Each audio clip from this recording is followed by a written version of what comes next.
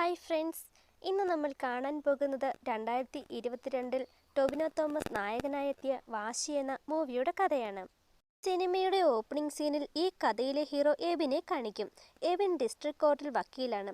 സ്വന്തമായി ഒരു ഓഫീസ് ഇല്ലാത്തതിനാൽ ഫ്രീ ടൈമിലെല്ലാം എബിൻ കോർട്ടിനടുത്തുള്ള ഒരു ചായക്കടയിലാണ് ഇരിക്കുക. എബിൻ്റെ ഫ്രണ്ട് കോർട്ടിൽ വരുന്ന ചില കേസുകളൊക്കെ എബിന് പിടിച്ചു കൊടുക്കാനായി ട്രൈ ചെയ്യും. അങ്ങനെ ഒരാളുടെ കേസ് എബിന് ലഭിക്കും. ഓഫീസിൽ പോയി സംസാരിക്കാമെന്ന് ക്ലയൻറ്റ് പറയുമ്പോൾ സ്വന്തമായി ഓഫീസ് ഇല്ലാത്തതിനാൽ എന്ത് ചെയ്യണമെന്നറിയാതെ എബിൻ അവൻ്റെ ഫ്രണ്ടായ സതീഷിനെ കോൾ ചെയ്യും. സതീഷും ഒരു വലിയ ലോയറാണ്. അയാൾക്ക് സ്വന്തമായി ഓഫീസുമുണ്ട്. സോ എബിൻ അയാൾക്ക് കോൾ ചെയ്ത് കുറച്ചു നേരത്തേക്ക് എനിക്ക് നിങ്ങളുടെ ഓഫീസിൽ ഒരു റൂം വേണമെന്ന് പറയും. എബിൻ അവൻ്റെ ക്ലയൻറ്റുമായി അയാളുടെ ഓഫീസിലെത്തിയതിനു ശേഷം ഇതാണ് എൻ്റെ ഓഫീസ് എന്ന് പറഞ്ഞ് തെറ്റിദ്ധരിപ്പിക്കും. അങ്ങനെ ആ ക്ലയൻറ്റിൻ്റെ കേസും എബിന് ലഭിക്കും. പക്ഷേ കുറച്ച് ദിവസങ്ങൾ കഴിയുമ്പോൾ എബിൻ തന്നെ പറഞ്ഞ് പറ്റിച്ചതാണെന്നും എബിന് സ്വന്തമായി ഒരു ഓഫീസ് പോലും ഇല്ലെന്നും ആ ക്ലയൻറ്റിന് മനസ്സിലാകും. സോ ആ ക്ലയൻറ്റും വേറെ നല്ലൊരു ലോയറിന് അയാളുടെ കേസ് കൊടുക്കും.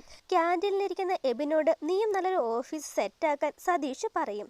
എനിക്കറിയാവുന്ന ഒരു പ്ലേസ് ഉണ്ട്, വാടകയും കുറവാണ്, സോ അവിടെ നീ ഒരു ഓഫീസ് റൂമാക്കാൻ സതീഷ് പറയുമ്പോൾ എനിക്കിപ്പോൾ ഒരു ഓഫീസ് മാനേജ് ചെയ്യാനുള്ള വരുമാനമില്ല. എനിക്ക് നല്ല കേസുകൾ വന്നാൽ കുറച്ച് പണം കയ്യിൽ കിട്ടും. അതിനുശേഷം ഒരു ഓഫീസിനെ പറ്റി ചിന്തിക്കാമെന്ന് എബിൻ പറയുന്നു. അവിടെ സീൻ കട്ട് ചെയ്ത് ഈ കഥയിലെ ഹീറോയിൻ മാധവിയെ കാണിക്കും. മാധവിയും ഒരു വക്കീലാണ്. മറ്റൊരു വക്കീലിന് കീഴിൽ മാധവി പ്രാക്ടീസ് ചെയ്യുകയാണ്. നാളെ എൻ്റെ ഒരു ക്ലയൻറ്റിന് ബെയിൽ മേടിച്ചു കൊടുക്കണം. അതിനു വേണ്ട എല്ലാ ഡോക്യുമെൻസും ഞാൻ തയ്യാറാക്കിയിട്ടുണ്ട്. സോ നീ ഇത് നാളെ മോർണിംഗിൽ കോർട്ടിൽ എത്തിക്കണമെന്ന് മാധവിയോട് അവളുടെ സീനിയർ വക്കീൽ പറയും. അവിടെ നിന്ന് ഡ്യൂട്ടി കഴിഞ്ഞിറങ്ങുന്ന മാധവി നേരെ ക്യാൻറ്റീനിലേക്ക് വരും. എബിനും അവൻ്റെ ഫ്രണ്ട് സതീഷും മാധവിയുടെയും ഫ്രണ്ടാണ്. എബിനും മാധവിയും നല്ല ഫ്രണ്ട്സ് ആണെങ്കിലും ഫ്രണ്ട്ഷിപ്പിനപ്പുറം എബിന് മാധവിയോട് ഒരു ക്രഷൊക്കെ ഉണ്ട്. മാധവി ജോലി കഴിഞ്ഞ് വീട്ടിലേക്ക് പോകുമ്പോഴും എബിൻ അവളെ സ്ഥിരം ഫോളോ ചെയ്യാറുമുണ്ട്. മാധവി സേഫായി അവളുടെ വീട്ടിലെത്തിക്കഴിഞ്ഞാലേ എബിൻ തിരിച്ചു പോകാറുള്ളൂ. എബിൻ അത്രമാത്രം മാധവിയെ ലവ് ചെയ്യുന്നുണ്ട്. നെക്സ്റ്റ് ഡേ മാധവി ബെയിൽ ആപ്ലിക്കേഷന് വേണ്ട ഡോക്യുമെൻസുമായി കോർട്ടിലേക്ക് ചെല്ലും. ജഡ്ജ് ആ ഡോക്യുമെൻറ്റ്സ് ചെക്ക് ചെയ്തതിനു ശേഷം അതിലെ ടാക്സിൻ്റെയും മറ്റു ചില ഡോക്യുമെൻറ്റ്സും മിസ്സാണെന്ന് പറയും. അവൾ കൊണ്ടുവന്ന ഫയലിൽ ആ റെക്കോർഡ്സ് ഉണ്ടോ എന്ന് മാധവി ചെക്ക് ചെയ്യുമെങ്കിലും ആ ക്ലയൻറ്റിന് വേണ്ടി പ്രസൻ്റായ വക്കീൽ ഇറസ്പോൺസിബിൾ ആണെന്ന് പറഞ്ഞ് ജഡ്ജ് ബെയിൽ ക്യാൻസൽ ചെയ്യും. ഉത്തരവാദിത്തമില്ലാതെയാണ് വർക്ക് ചെയ്യുന്നതെന്ന് പറഞ്ഞ് മാധവിയെ അവളുടെ സീനിയർ വക്കീൽ ജോലിയിൽ നിന്നും പറഞ്ഞുവിടും.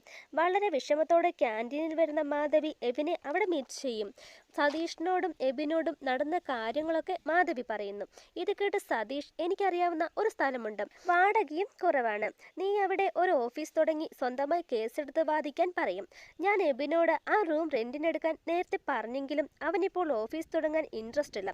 സോ നീ ആ റൂം റെന്റിനെടുത്തോളാൻ സതീഷ് പറയുമ്പോൾ ആ റൂം ഞാൻ റെന്റിനെടുക്കാൻ പ്ലാൻ ഇട്ടിരുന്നെന്നും ആ റൂം ഓഫീസാക്കാൻ തനിക്ക് വേണമെന്നും എബിൻ പറയും. നിങ്ങൾക്ക് രണ്ടുപേർക്കും സമ്മതമാണെങ്കിൽ നിങ്ങൾ രണ്ടുപേരും ആ ഓഫീസ് ഷെയർ ചെയ്യാൻ സതീഷ് എബിനോടും മാധവിയോടും പറയും. റെന്റും രണ്ടുപേരും ഷെയർ ചെയ്യുകയാണെങ്കിൽ വലിയ ബുദ്ധിമുട്ടില്ലാതെ നിങ്ങൾക്ക് മുന്നോട്ട് പോകാമെന്നും സതീഷ് പറയും. ആ ഐഡിയ കൊള്ളാമല്ലോ എന്ന് പറഞ്ഞ് സതീഷ് പറഞ്ഞ റൂം അവർ രണ്ടുപേരും റെന്റിനെടുത്ത് അതൊരു ഓഫീസ് റൂമായി മാറ്റും. പുതിയ ഓഫീസ് തുടങ്ങിയതോടെ എബിനും മാധവിക്കും നിറയെ ക്ലയൻസിനെയും ലഭിക്കും. എബിനും ധാരാളം കേസ് കിട്ടുന്നതിൽ അവൻ വളരെ ഫേമസ് ലോയർ ആകുകയും ധാരാളം ക്യാഷുകൾ ലഭിക്കുകയും ചെയ്യും. സോ എബിൻ സ്വന്തമായി ഒരു കാർ മേടിക്കും. എബിനും മാധവിയും തമ്മിലുള്ള ഫ്രണ്ട്ഷിപ്പും വളരെ സ്ട്രോങ് ആകും. അവർ രണ്ടുപേരും ഒരുമിച്ചാണ് ഓഫീസിൽ പോകുന്നതും തിരിച്ചു വരുന്നതും. രണ്ടുപേർക്കും അങ്ങോട്ടും ഇങ്ങോട്ടും ഇഷ്ടമാണെങ്കിലും അവർ രണ്ടുപേരും തുറന്നു പറയില്ല.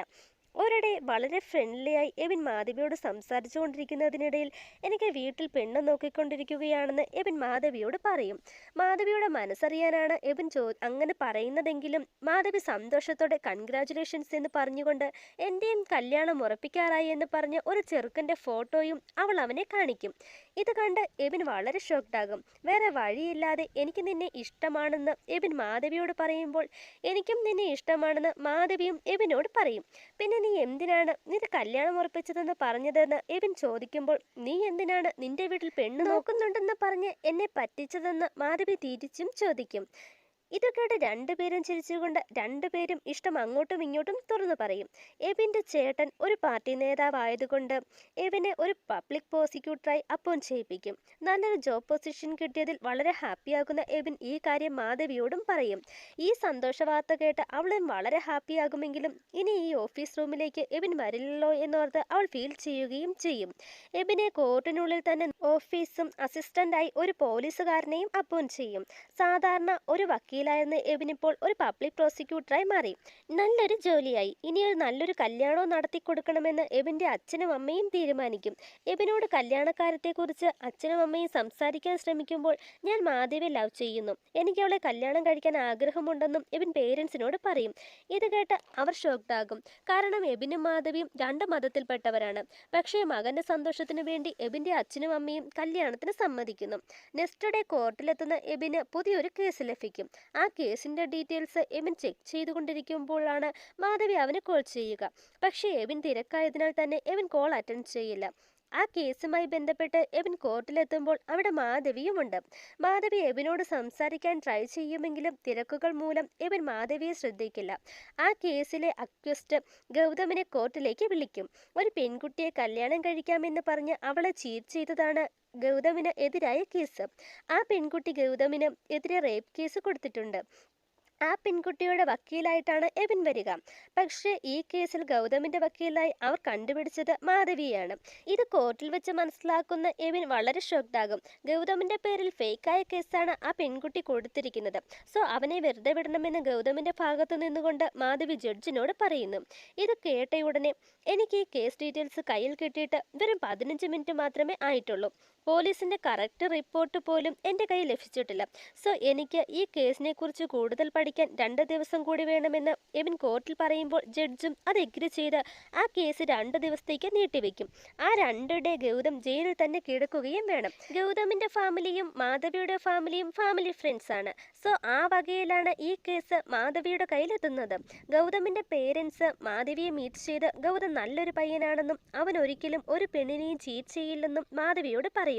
ഈ കാര്യങ്ങളൊക്കെ മാധവി എബിനോട് പറയുന്നു. നിനക്ക് വേണ്ടി ഈ കേസ് വേണ്ടെന്ന് വെക്കുകയാണെന്നും നീ ഈ കേസിൽ ജയിക്കണമെന്നും എബിൻ മാധവിയോട് പറയും. സോ ആദ്യം നമുക്ക് ഗൗതമിന് ജാമ്യം മേടിച്ചു നൽകണമെന്ന് എബിൻ പറയുന്നു. അവിടെ സീൻ കട്ട് ചെയ്ത് എബിന്റെയും മാധവിയുടെയും ഫാമിലി മീറ്റ് ചെയ്ത് അവരുടെ കല്യാണം ഉടനെ നടത്തുന്നതിനെ കുറിച്ച് സംസാരിക്കും. അവരുടെ കല്യാണം ഉടനെ നടത്തണമെന്ന് 2 ഫാമിലീസും ഡിസൈഡ് ചെയ്യുന്നു. 2 ദിവസത്തിന് ശേഷം വീണ്ടും കോർട്ടിൽ ഗൗതമിന്റെ കേസ് എടുക്കും. ഈ കേസിൽ ഉഴപ്പുന്ന രീതിയിൽ എബിൻ സംസാരിക്കുന്നതിനാൽ തന്നെ മാധവിയുടെ വാക്കിൻ പുറത്ത് കോടതി ഗൗതമിന് ജാമ്യം അനുവദിച്ചു നൽകും. എബിൻ ഈ കേസിൽ കാര്യമായി ഇടപെടാത്തത് കൊണ്ട് തന്നെ ആ പെൺകുട്ടിയുടെ അച്ഛൻ എബിനെ മീറ്റ് ചെയ്ത് ഗൗതമിന്റെ മകളെ കല്യാണം കഴിക്കാമെന്ന് പറഞ്ഞ് ചീറ്റ് ചെയ്തവനാണ്. നിങ്ങൾ ദയവായി ഈ കേസ് ഏറ്റെടുത്ത് ഞങ്ങൾക്ക് നീതി മേടിച്ചു തരണമെന്നും ഇനി ഒരു പെൺകുട്ടികൾക്കും ഈ ഒരു അവസ്ഥ വരരുതെന്നും ആ പെൺകുട്ടിയുടെ അച്ഛൻ എബിനോട് പറയും. അയാളുടെ നിസ്സഹായാവസ്ഥ മനസ്സിലാക്കുന്ന എബിൻ ആ പെൺകുട്ടിയെ മീറ്റ് ചെയ്യാൻ അവരുടെ വീട്ടിലെത്തും. ആ പെൺകുട്ടിയുടെ പേര് അനുഷ. അനുഷയോട് എബിൻ നടന്ന കാര്യങ്ങളെക്കുറിച്ച് ചോദിക്കുമ്പോൾ ഗൗതമും ഞാനും ഒരു കോളേജിലാണ് പഠിച്ചത്. പഠിച്ചു പുറത്തിറങ്ങിയ ഞങ്ങൾ ഒരു സ്ഥാപനത്തിലാണ് ജോലിയും ചെയ്തിരുന്നത്. ഞങ്ങൾ 2 പേരും അഫെയറിലായിരുന്നു. കല്യാണം കഴിക്കാമെന്ന് വാക്കു ചെയ്തിട്ട് അവൻ എന്നെ ചീറ്റ് ചെയ്തു. സോ അതിനാലാണ് ഞാൻ അവനെതിരെ കേസ് കൊടുത്തതെന്നും അനുഷ പറയുന്നു. അവൾ വളരെ ഫീലായി സംസാരിക്കുന്നത് കാണുന്ന എബിന് ഗൗതം തന്നെയാണ് തെറ്റുകാരനെന്ന് കൺഫേം ആകുകയും അവൾക്ക് നീതി മേടിച്ചു നൽകണമെന്ന് ഉറപ്പിക്കുകയും ചെയ്യും. സോ ആ കേസിന് വേണ്ട എവിഡൻസുകളെല്ലാം എബിൻ കളക്ട് ചെയ്യാൻ തുടങ്ങും. ഗൗതമിനെ രക്ഷിക്കാനുള്ള പല വഴികളും മാധവിയും തിരയാൻ തുടങ്ങും. ഗൗതമിനെ മീറ്റ് ചെയ്ത് അവനെ രക്ഷിക്കാനുള്ള രേഖകളും മാധവി തയ്യാറാക്കാൻ തുടങ്ങും. മാധവിയുടെയും എബിന്റെയും കല്യാണ ഡേറ്റ് വീട്ടുകാർ കണ്ടെത്തി കല്യാണം ഉറപ്പിക്കും. കല്യാണത്തിന് ശേഷം ഒരുമിച്ച് താമസിക്കാനായി അവർ നല്ലൊരു അപ്പാർട്ട്മെന്റും റെന്റിനെടുക്കും. ആ അപ്പാർട്ട്മെന്റിലേക്ക് വേണ്ടിയുള്ള ഫർണിച്ചറുകളും അവർ മേടിക്കും. അങ്ങനെ 2 പേരും വളരെ ഹാപ്പി ആയിരിക്കുന്നതായി കാണിക്കും. അങ്ങനെ കേസ് വീണ്ടും കോർട്ടിലെത്തുമ്പോൾ എബിൻ അനുഷയെ വിളിച്ച് വിസ്തരിക്കാൻ തുടങ്ങും. അനുഷയും ഗൗതവും തമ്മിൽ അഫെയറിലായിരുന്നെന്ന് പ്രൂവ് ചെയ്യാനായി അവർ ഒരുമിച്ചെടുത്ത ഫോട്ടോസൊക്കെ എബിൻ കോർട്ടിൽ ഹാജരാക്കും. അവർ തമ്മിലുള്ള റിലേഷൻഷിപ്പ് കാണിക്കാനായി മറ്റു പല എവിഡൻസുകളും എബിൻ ഹാജരാക്കുന്നു. അതിനുശേഷം മാധവിയും അനുഷയെ വിസ്തരിക്കാൻ തുടങ്ങും. ഇതിനിടയിൽ എബിനും മാധവിയും തമ്മിൽ വാക്കേറ്റമുണ്ടാകുകയും അത് വലിയ വഴക്കായി മാറുകയും ചെയ്യുമ്പോൾ ഇത് കേട്ട് ദേഷ്യം വരുന്ന ജഡ്ജ്, നിങ്ങൾ രണ്ടുപേരും ഡിസിപ്ലിൻ എന്താണെന്ന് ആദ്യം പഠിക്കുക, അത് കഴിഞ്ഞ് കേസ് വാദിക്കാമെന്ന് പറഞ്ഞുകൊണ്ട് കേസ് മറ്റൊരു ദിവസത്തേക്ക് മാറ്റിവെക്കും. അവിടെ സീൻ കട്ട് ചെയ്ത് മാധവിയുടെയും എബിൻ്റെയും കല്യാണം കാണിക്കും. രണ്ടുപേരും വളരെ ഹാപ്പിയായി വിവാഹം കഴിക്കും. കോർട്ടിൽ അത്രമാത്രം വഴക്കുണ്ടാക്കിയിട്ടും അവർ തങ്ങളുടെ പേഴ്സണൽ ലൈഫിലേക്ക് ആ വിഷയങ്ങളൊന്നും കൊണ്ടുവരാതെ സന്തോഷത്തോടെ ജീവിതം തുടങ്ങും. കോർട്ട് സംബന്ധിച്ചുള്ള ഒരു കാര്യങ്ങളും വീട്ടിൽ സംസാരിക്കരുതെന്ന ഒരു റൂൾസും രണ്ടുപേരും വെക്കും. ജോലിക്കാര്യവുമായി ബന്ധപ്പെട്ട് ഒരിക്കലും വഴക്കുണ്ടാക്കരുതെന്നും രണ്ടുപേരും ഡിസിഷൻ എടുക്കും. അവരുടെ സന്തോഷകരമായ ജീവിതം കാണിച്ച നെക്സ്റ്റ് സീനിൽ ആ കേസിന്റെ വിസ്താരം കാണിക്കും. ഗൗതമിന്റെ ഫ്രണ്ടിനെ വിളിച്ച് എബിൻ കാര്യങ്ങൾ ഡീറ്റെയിൽഡായി ചോദിക്കും. ഗൗതമും അനുഷയും തമ്മിൽ ബന്ധമുണ്ടായിരുന്നെന്നും ഗൗതം അവളെ ചീറ്റ് ചെയ്തതാണെന്നും ആ ഫ്രണ്ട് കോർട്ടിൽ തുറന്ന് സമ്മതിക്കും. വീണ്ടും മാധവിയും എബിനും തമ്മിൽ വാക്കേറ്റമാകും. ഒരാൾ മറ്റേയാളെ സംസാരിച്ച് തോൽപ്പിക്കാൻ ശ്രമിക്കും. സ്വന്തം കക്ഷിക്കായി ഏതറ്റം വരെ പോകാനും രണ്ടുപേരും തീരുമാനിക്കും. ഈ കേസിൽ ഞാൻ എന്ത് ചെയ്തിട്ടാണെങ്കിലും ജയിക്കുമെന്ന് മാധവിയും, ഞാൻ ഈ കേസിൽ തോറ്റാൽ ഈ പ്രോസിക്യൂട്ടർ ജോലി തന്നെ വേണ്ടെന്ന് വയ്ക്കുമെന്ന് എബിനും പറയും. ഇങ്ങനെ വളരെ വാശിയിലാകുന്ന രണ്ടുപേരും വീട്ടിലെത്തിയാൽ പോലും തമ്മിൽ സംസാരിക്കാതെയാകും. റൂം വരെ സെപ്പറേറ്റഡ് ആക്കുകയും ചെയ്യും. അങ്ങനെ കേസിന്റെ തുടർവാദത്തിൽ മാധവി ഫേക്കായ ഒരു എവിഡൻസ് ക്രിയേറ്റ് ചെയ്ത് ഒരു ലേഡിയെ കൂട്ടിക്കൊണ്ടുവരും. അവരെ കൊണ്ട് അനുഷയ്ക്കെതിരായ രീതിയിൽ സംസാരിപ്പിക്കും. പക്ഷെ അവർ ഒരു ഫേക്ക് ലേഡിയാണെന്നും മാധവി ഫേക്കായ എവിഡൻസ് ക്രിയേറ്റ് ചെയ്ത് ഗൗതമിനെ രക്ഷിക്കാൻ ശ്രമിച്ചതാണെന്നും എബിൻ കോടതിയിൽ പ്രൂവ് ചെയ്യും. കോടതിയെ മാധവി ചീറ്റ് ചെയ്യാൻ ട്രൈ ചെയ്തതിനാൽ ജഡ്ജ് അവിടെ വെച്ച് തന്നെ മാധവിയോട് നല്ല രീതിയിൽ ഷൗട്ട് ചെയ്യും.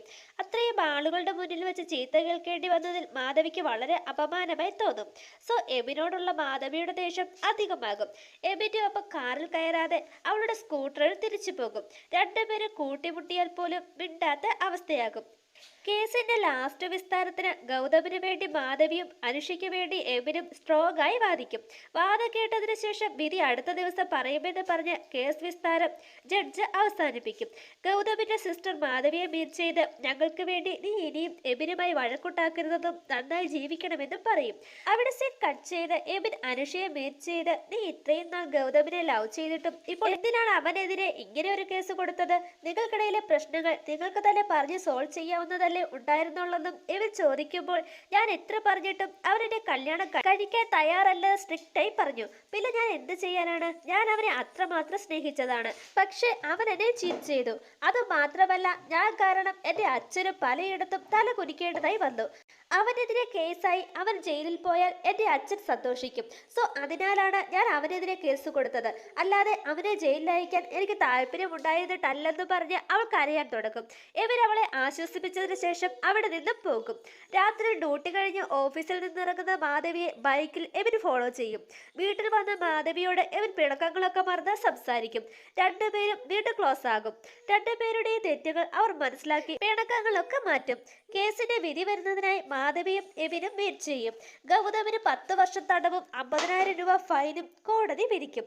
ഗൗതമിന്റെ ഫാമിലിയും വിധി കേട്ട് വളരെ ഫീൽ ചെയ്യും. വിധി എന്താണെങ്കിലും രണ്ടുപേരും അത് അക്സെപ്റ്റ് ചെയ്യണമെന്ന് മാധവിയും എബിനും നേരത്തെ തീരുമാനിച്ചിരുന്നു. സോ വിധി കേട്ടതിന് ശേഷം രണ്ടുപേരും വളരെ ഹാപ്പിയായി സംസാരിക്കും.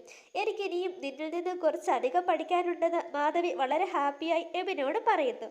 ഗൗതമിന് ജയിൽ ശിക്ഷ കിട്ടിയതറിഞ്ഞ് അനുഷ വളരെ ഫീലാക്കും.